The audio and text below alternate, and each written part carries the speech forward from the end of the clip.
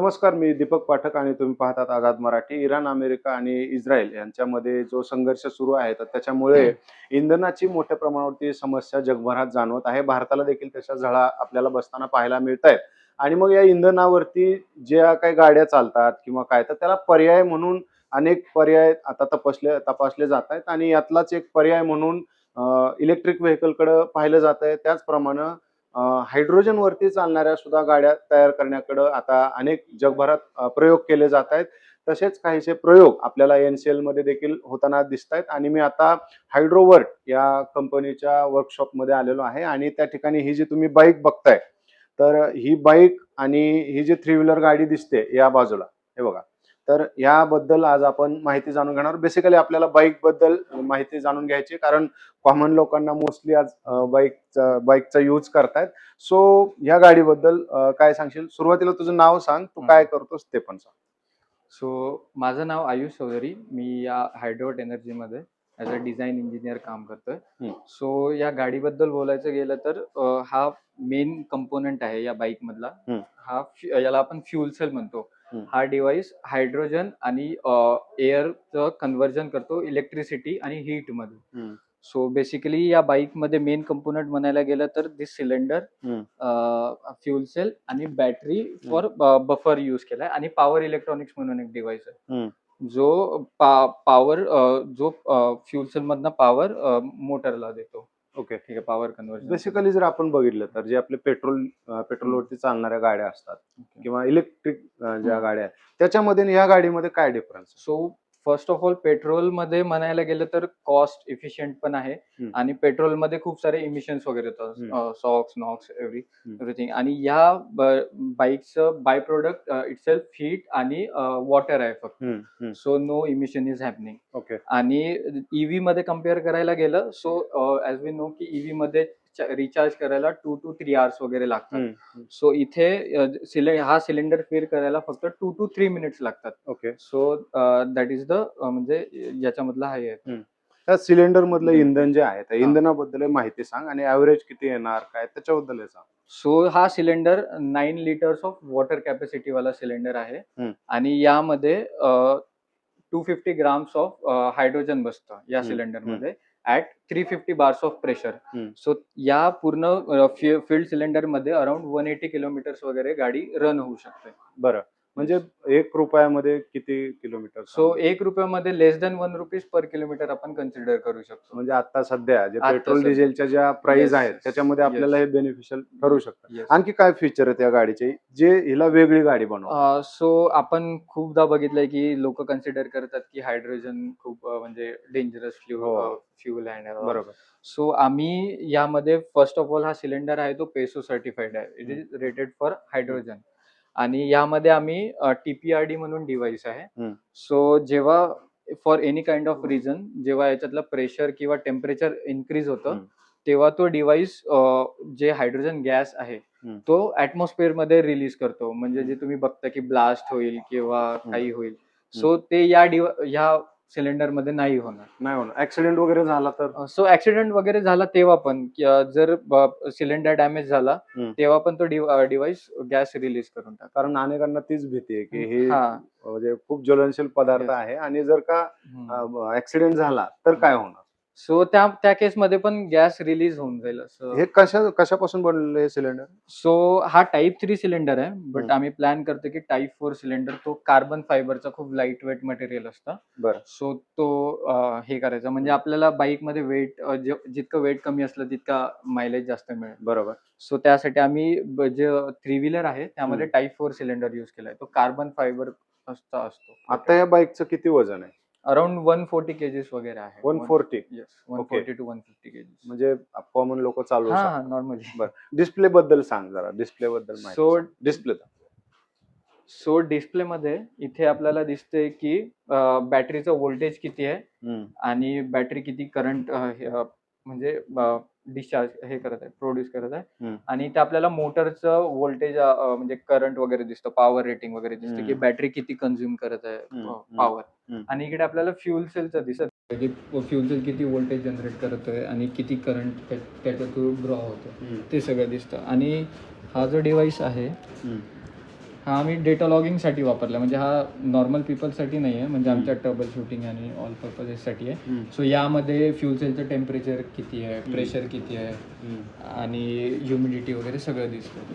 आता जर आपण बघत असू तर अनेक गाड्या अशा येत आहेत मार्केटमध्ये की ज्या हायब्रिड प्रकारच्या गाड्या.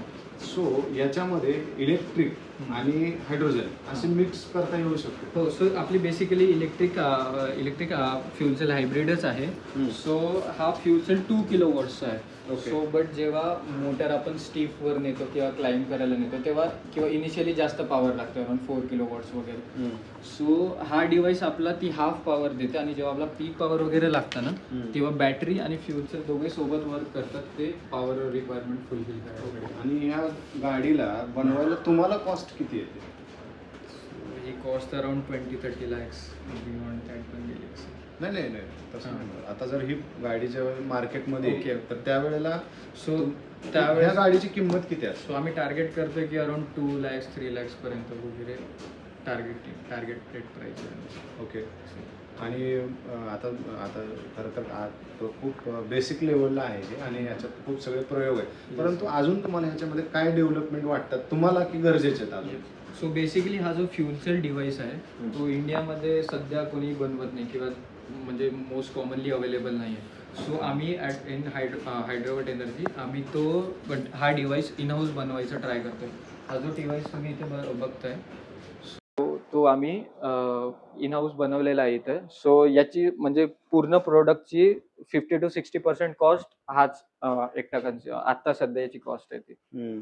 सो जेव्हा आपण इन हाऊस बनवू तेव्हा त्याची कॉस्ट फर्दर रिड्यूस होऊन जाईल. याचं वजन किती आहे म्हटलं गाडीचं? 140 kgs 140. 140. ओके. रोडवर चालवताना काय अडचणी? नाही, आपली कारण नॉर्मल heavy बाईक आहे. पण Normal bike. हा म्हणजे आपली बुलेट वगैरे कन्सिडर केली रॉयल एनफिल्ड ते 180 kgs वगैरे असते. बरं. या कंपनीच्या वतीनं फक्त टू व्हीलरच नाही तर आपण जे पाठीमागं बघतोय तर थ्री व्हीलर देखील एक इंट्रोड्यूस करण्यात आलेलं आहे. त्याच्याबद्दल थोडक्यात माहिती सांगा. याच्यामध्ये आपण काय केलेलं आहे नेमकं? सो जे बाईक मध्ये सिस्टीम आहे हम्म. सो सेम सिस्टीम इथे आहे, हम्म. फक्त लार्जर स्केलवर आहे. सो यामध्ये आपण 2 किलोवॉटचा फ्यूल सेल वापरला होता. सो यामध्ये 5 किलोवॉटचा फ्यूल सेल आहे. सो कारण त्या मोटरची पॉवर रिक्वायरमेंट तेवढी आहे. बरोबर. So Okay. आणि ह्यामध्ये सेम सेफ्टी फीचर्स आहे. यामध्ये टाईप 4 सिलेंडर वापरलेला आहे आणि TPRD वगैरे म्हणून डिव्हाइस आहे. बरं. सो ते सेफ्टी फीचर्स आहे आणि इन्क्लुडिंग जो ECU असतो जो सगळे सिस्टीम कंट्रोल करतो तो आम्ही इन हाऊस बनवलेला आहे इथे. ओके. सो जे काही म्हणजे प्रेशर आपल्याला रिड्यूस करायचा इन्क्रीज करायचा तर सगळे डिव्हाइस हा डिव्हाइस करतो ECU म्हणून. बरं. तो सगळं कंट्रोल करतो. याच्यात किती वजन कॅरी करू शकतो? कारण हे ज्या गाड्या आहेत So, मोस्टली तर ते हा. शेतकरी माल वाहतुकीसाठी वगैरे सो use 500 करतात. kgs पर्यंत आरामात लोड करू शकतो. 500 पर्यंत. त्याच्या पुढे? त्याच्या पुढे पण करू शकतो 1000 kgs पर्यंत, फक्त मग मायलेज कमी होईल. बरं. आणि Load आता वाढेल ना. जसं मी त्या गाडीबद्दल विचारलं तसं या गाडीबद्दल जर बोलायचं झालं तर या गाडीला किती कॉस्ट येते आत्ता? म्हणजे जर समजा ही गाडी मार्केटमध्ये आली तर हा. याची आत्ता प्राइस किती असते? सो नॉर्मली आम्ही जे आता आपल्याला गाडी EVs वगैरे मिळतात त्याचे 10 to 15% जास्त म्हणजे. ओके. सो म्हणजे सेम बरं. रेंज मध्ये आता अराउंड 10 lakhs वगैरे मध्ये ही गाडी मिळते. जसं ही गाडी हायब्रिड आहे Yes. तशी ही गाडी पण आपल्याला हा. हायब्रिड बनवली? हा, हायब्रिडच आहे ही. ओके. ही पण सेम जेव्हा आपल्याला पीक पॉवर रिक्वायरमेंट असते तेव्हा बॅटरी आणि फ्यूल सेल दोन्ही सोबत काम करतात आणि मग ते पॉवर रिक्वायरमेंट फुलफिल होते. आता तू सांगितलं की ही जी गाडी आहे तर ही एक रुपयापेक्षा Yes, कमी कॉस्ट मध्ये तुम्हाला Yes. ऍव्हरेज त्या Yes. प्रमाणात देते. तर ह्या गाडीचं कसं आहे मग? सो ह्या गाडीमध्ये अराउंड इथे जो सिलेंडर आहे त्याच्यामध्ये 1.2 kgs ऑफ हायड्रोजन स्टोअर होतं. सो ते पण 350 बार्सलाच होतं. तर या फुल सिलेंडर मध्ये अराउंड 400 किलोमीटर वगैरे गाडी चालते, 300 ते 400 किलोमीटर. आता आणि जर प्राइस म्हणायला गेलं तर अराउंड कन्सिडर करा 3 rupees 4 rupees per kilometre cost येईल. आता या दोन्ही गाड्यांबद्दल जर बोलायला गेलो तर आता हे समजा गावाखेड्यामध्ये जर ही गाडी यूज करू शकलो आपण ते खूपच चांगलं आहे. पण गावाखेड्यामध्ये ह्या गाड्या यूज केल्या जाऊ शकतात? केल्या जाऊ शकतात, फक्त आपल्याला मग हायड्रोजनचा सोर्स पाहिजे. म्हणजे जसे आपले पेट्रोल स्टेशन वगैरे आहेत सो ते हायड्रोजनचे जसे स्टेशन असतात ते तिथे सिच्युएटेड पाहिजे अराउंड इन 50 किलोमीटर्स ऑफ बरं. range. पण रस्ते वगैरे त्याच्यामध्ये हा, ह्या सगळ्या हे गाड्यांना काही व्हेकल प्रॉब्लेम नॉर्मल आहे, म्हणजे जसं आपण ईव्ही वगैरे वापरतो ना, okay normal EV vehicle consider करू शकता विथ हायड्रोजन पॉवर. ओके. आणि याची कॉस्ट आणि याच्या कॉस्ट मध्ये हम्म. कमी आणखी आता शेवटी लोकांना कसं आहे की कमी पैशामध्ये चांगली सुविधा Yes. पाहिजे असते. Yes. सो याच्यावरती काय म्हणजे चालू आहे? सो ते सेम आहे याच्यात पण. जो हा फ्युल सेल डिव्हाइस आहे तो हम्म. इथे पण आहे. आणि मी जसं म्हटलं की 40 to 50% कॉस्ट इटसेल्फ त्याची आहे फक्त, हम्म. त्याची आणि सिलेंडरची. ओके सो सिलेंडर पण इंडियामध्ये अवेलेबल नाहीये. बरं. आता एक काय गाडीचं नाव काय ठेवलं या? सो हायड्रोजन व्हेकल कन्सिडर करू म्हणजे अजून बाईक, तसं हायड्रोजन बाईक, ओके. आणि याचा असंच थ्री थ्री व्हीलर व्हीलर आता सध्या बेसिक गुड्स कॅरियर म्हणून. ओके. आणि ही कंपनी कोणाची आहे? काय कंपनी बद्दल जरा सांग. हो, सो ही आम्ही व्हेंचर सेंटर मध्ये हम्म. अराउंड 2021 पासून सिच्युएटेड आहे. हम्म. कंपनीचे 2 को फाउंडर्स आहेत.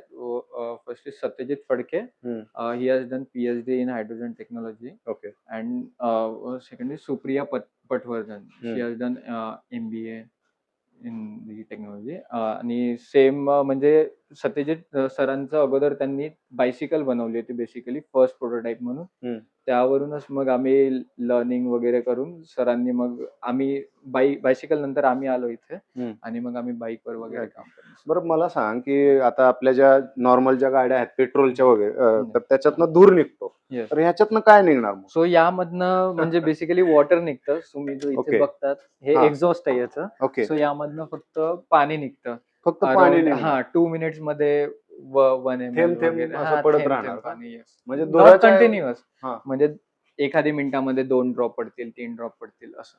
ओके. म्हणजे बेसिकली काय आहे धूर नाही निघणार. दूर म्हणजे काही इमिशन काहीच नाही, 0 इमिशन आहे. बरं. वॉटर बाय प्रोडक्ट आहे आणि फ्युल सेल डिव्हाइसचा हीट. बरं हे कधीपर्यंत मार्केटमध्ये येऊ शकते किंवा ह्याच्यासाठी काय प्रयत्न करते आता सो तुमची आता कंपनी? तर फर्स्ट बेसिकली सर्टिफिकेशनचं सुरू आहे आमचं, ARI विथ ARI. हम्म. सो आम्हाला फ्युल सेल वगैरे सगळं सर्टिफाईड करायचं आहे. अराउंड 3-4 इयर्स वगैरे लागतील. ओके. 2 to 3 years. बरं. ही बाईक जरी येण्यासाठी आणखी 3-4 वर्ष लागणार असले तरी ऍक्च्युली आता मार्केटची खरी गरज आहे ही बाईक. कारण दिवसेंदिवस इंधनाच्या ज्या किमती वाढत चालल्या त्यामुळेच हे सगळे पर्याय शोधले जात आहेत. आणि भविष्यामध्ये हायड्रोजन बाईक ही इलेक्ट्रिक आणि हायड्रोजन अशा पद्धतीची हायब्रिड अशा पद्धतीची ही मराठी माणसाने बनवलेली बाईक लवकरच तुम्हाला मार्केटमध्ये येताना दिसू शकते. अशी चिन्ह तर सध्या तर दिसत. आपल्या शुभेच्छा आहेत तुम्हाला. थँक्यू. Thank you sir.